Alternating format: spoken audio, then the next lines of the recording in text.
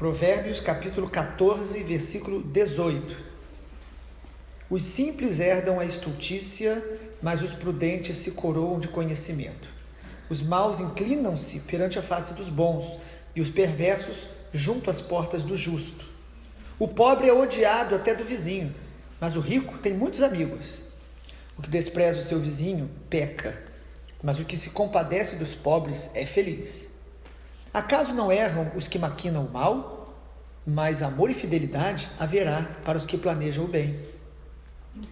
Em todo trabalho há proveito, meras palavras, porém, levam à penúria. Aos sábios a riqueza é coroa, mas a estultícia dos insensatos não passa de estultícia. A testemunha verdadeira livra almas, mas o que se desboca em mentiras é enganador. No temor do Senhor tem o homem forte amparo. Isso é refúgio para os seus filhos. O temor do Senhor é fonte de vida para evitar os laços da morte. Na multidão do povo está a glória do rei, mas na falta de povo a ruína do príncipe. O longânimo é grande em entendimento, mas o de ânimo precipitado exalta a loucura. O ânimo sereno é a vida do corpo, mas a inveja é a podridão dos ossos. O que oprime o pobre insulta aquele que o criou, mas a este honra o que se compadece do necessitado. Pela sua malícia é derribado o perverso, mas o justo, ainda morrendo, ele tem esperança. No coração do prudente repousa a sabedoria, mas o que há no interior dos insensatos vem a lume. A justiça exalta as nações, mas o pecado é o opróbrio dos povos. O servo prudente goza o favor do rei, mas o que procede indignamente é objeto do seu furor. Continuando então a meditação em Provérbios 14, ontem foi a primeira parte, hoje é a segunda. Nós ontem falamos sobre 4 áreas da nossa vida que a sabedoria vai edificar. Provérbios 14, nós estamos destacando que a sabedoria nos faz construir, edificar a nossa vida sobre a rocha que é Cristo, sobre a rocha que é a obediência à palavra. Jesus falou que quem ouve e pratica as palavras constrói sobre a rocha.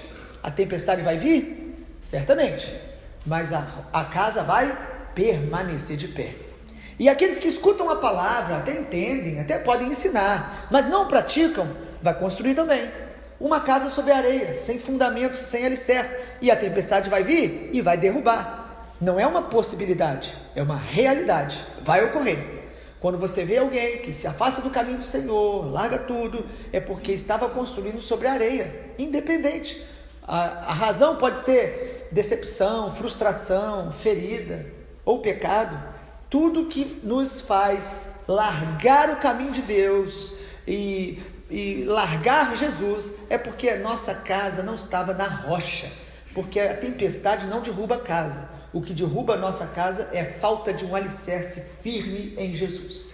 Provérbios 14, então, nos fala sobre edificação. Nós falamos aqui da edificação através do trabalho, da verdade, da vida com prudência, e terminamos falando sobre o autoconhecimento.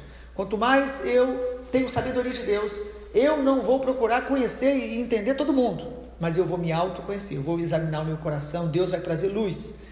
E hoje eu quero falar de mais 4 áreas que nós precisamos edificar através da sabedoria.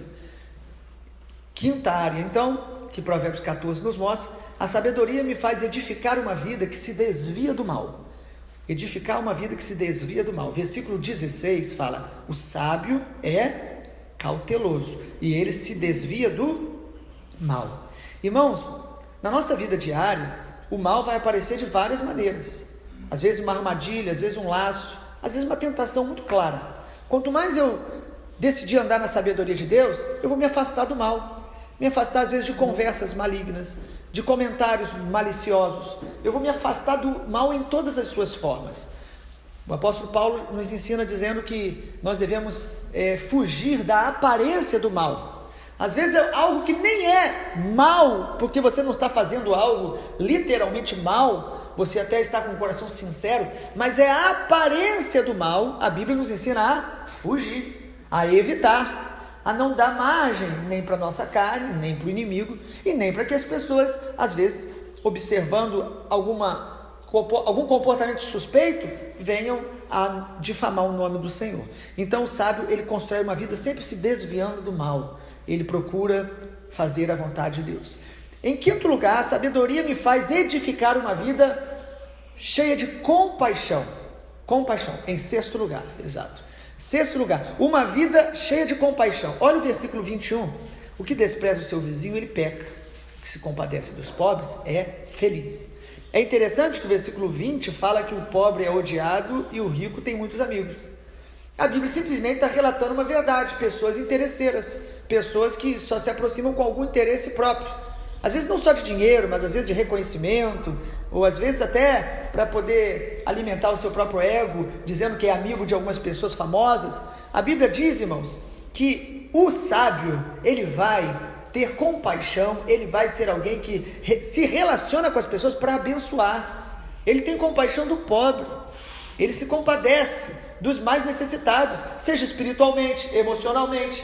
É muito bom você se aproximar de uma pessoa cheia de Deus, você receber uma palavra, uma oração, mas aquele que é sábio, ele quer se aproximar de outros para abençoar, para ministrar, não se sentindo superior, mas se sentindo, pela graça de Deus, capaz de compartilhar algo bom que vai edificar a vida do outro. E não é interessante que o versículo 11 diz, o que se compadece dos pobres é feliz? Ele não diz que vai fazer o pobre feliz, ele é feliz. Por quê? Porque quando a gente dá, nós recebemos. Quando a gente abençoa, a gente é abençoado. Quando a gente oferta na vida de alguém, por uma direção, por uma necessidade da pessoa, quem é mais abençoado? É quem ofertou, meu irmão. A gente pensa, olha que bênção que eu recebi. Quem abençoou, quem serviu, foi mais abençoado. A sabedoria de Deus, então, nos faz ter essa compaixão. O versículo 31 diz, o que oprime ao pobre, insulta aquele que o criou. Mas o que o honra, se compadece do necessitado. Ou melhor, mas a este honra o que se compadece do necessitado. Você sabe o que a Bíblia diz? Que você pode estar insultando a Deus, indiretamente, quando você insulta o pobre, menospreza quem tem menos. Algumas pessoas até fazem isso como um bullying, mexendo com as pessoas, ridicularizando o que as pessoas não têm. E aí o texto diz que você está zombando de Deus. Você está, o texto é muito claro, irmãos. Quem faz isso, o versículo 31 diz, quem oprime o pobre, ele está insultando aquele que o criou.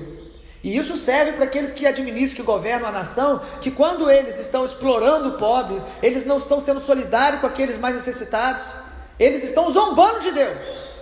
E ai daquele que zomba do Senhor, não é verdade? Mas o texto diz que aquele, versículo 31, a este honra o que se compadece do necessitado. Quando você decide abrir o coração para abençoar pessoas necessitadas, não só financeiramente, às vezes emocionalmente, você está honrando o Senhor. Porque nós honramos a Deus honrando pessoas.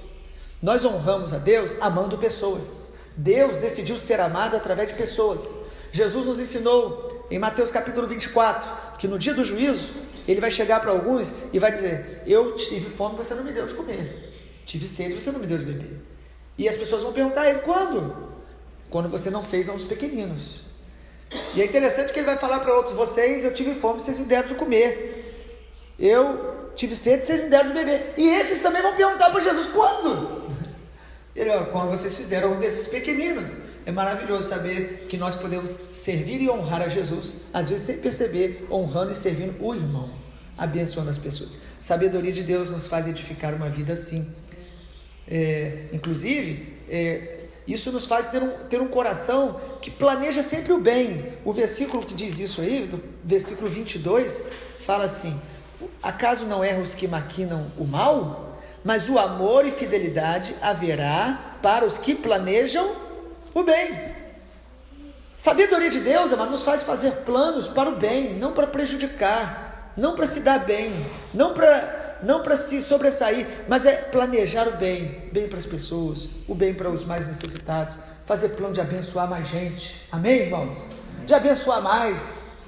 Versículo 25 diz assim, a testemunha verdadeira livra almas, mas o que se desboca em mentiras é enganador.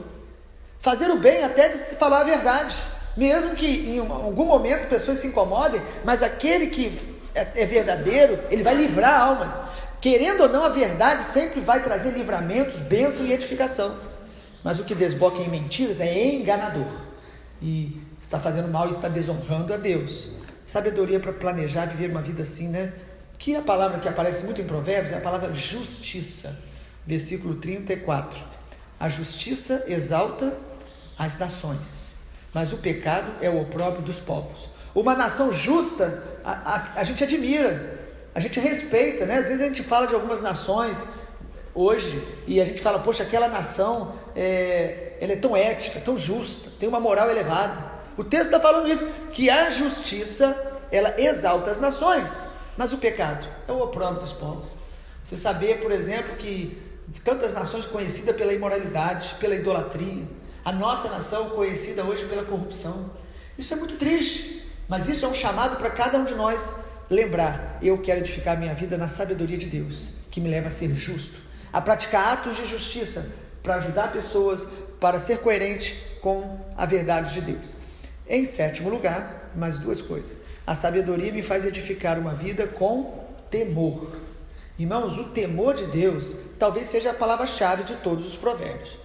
Talvez seja a palavra-chave do coração de Salomão. Salomão escreveu, segundo os estudiosos, a maioria dos provérbios. Alguns talvez ele mesmo compilou, que era de outros. Mas a palavra temor, os irmãos sabem, a gente ainda não falou dela de maneira maior, apenas citando hoje. Ela aparece como uma chave espiritual. Você quer conhecer mais a Deus? Cresça em temor. Você quer ter a proteção de Deus? Ande no temor. Você quer que as bênçãos de Deus corram atrás de você? Tema a Deus. Quem teme a Deus não vai alimentar medo dos homens, medo da vida. O temor de Deus nos faz reconhecer que Ele, que é soberano e todo-poderoso, está no controle de todas as coisas. E olha o que diz o texto sobre o temor, versículo 26. No temor do Senhor tem o homem forte amparo. Você se sente amparado, porque você teme aquele que tem o poder. Jesus nos ensinou o seguinte: não tenham medo daquele que pode matar vocês. Tenha medo daquele, tema aquele que pode não só matar, mas lançar sua alma no inferno. Então o nosso temor é com aquele que é todo poderoso, o Senhor dos senhores, o Rei dos reis. Nós precisamos pedir a Deus para aumentar o temor. Você não tem temor porque você quer, ou porque você entendeu a Bíblia, ou porque você foi criado na igreja. Temor de Deus é fruto de um relacionamento com a presença dEle, que vai aumentando a cada dia em nós a percepção de que Ele está presente. Temor é reconhecer: Ele está presente, Deus está aqui. Às vezes ele tem que falar como Jacó, quando ele viu aquela escada, os anjos, ele falou: Deus estava aqui e eu não sabia. Às vezes acontece isso, a gente perde a percepção que Deus está aqui. Aleluia! Deus está presente. A Bíblia diz: aquietai-vos, saber que eu sou Deus. Essa é a realidade. Perto está o Senhor. É para lembrar a gente, isso nos dá mais temor.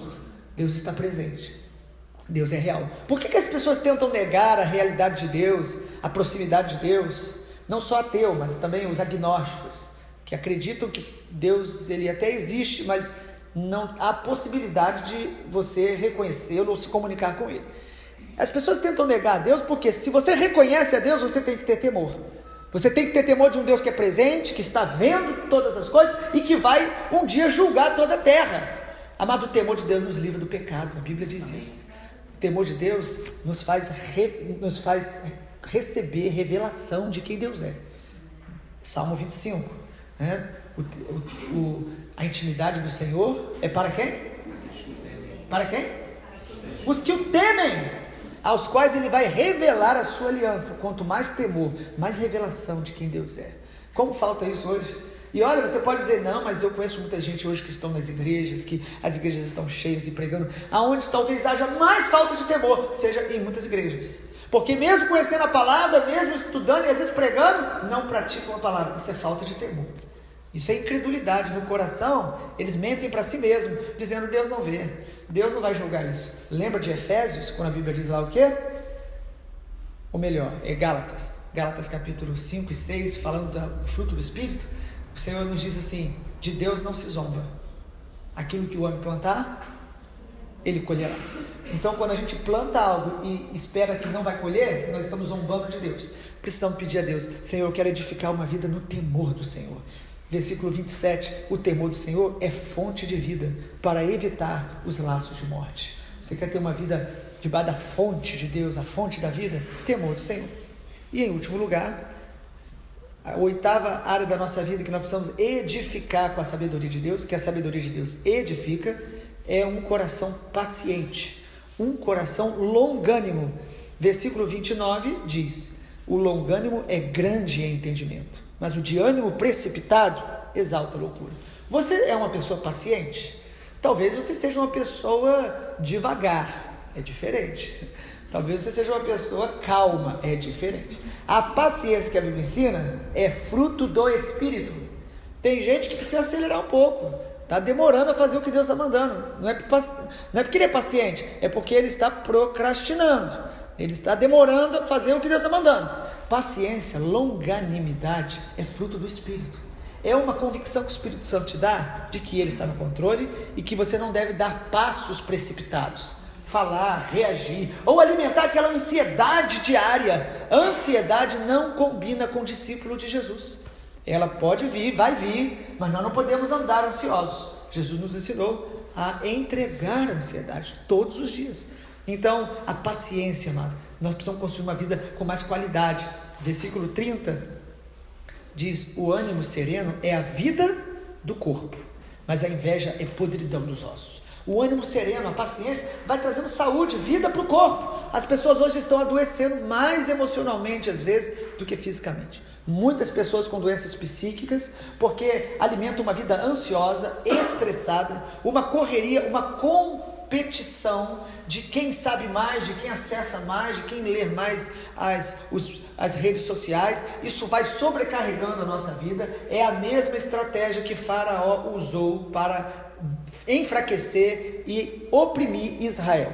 Hoje Satanás tem usado internet, meios de comunicação, a nossa vida tão com ativismo, para aprisionar as pessoas, para que as pessoas não ouçam o Senhor e não percebam a realidade de trevas que tem coberto as nações e os povos, com todo tipo de iniquidade e pecado. Então, amado, concluo Provérbios 14, mostrando para os irmãos, precisamos edificar uma vida com qualidade, com paciência, longanimidade, que traz saúde, que traz paz, que nos dá aquilo que Jesus fala, as marcas do reino de Deus. Quais são? Lá em Romanos, o reino de Deus não é comida nem bebida, mas justiça, paz e alegria no Espírito Santo. Essa é a marca, essa é a qualidade de vida que Deus tem para todos os seus filhos, se andarem no caminho da sabedoria de Deus. Deus nos abençoe nessa manhã de domingo, em nome de Jesus.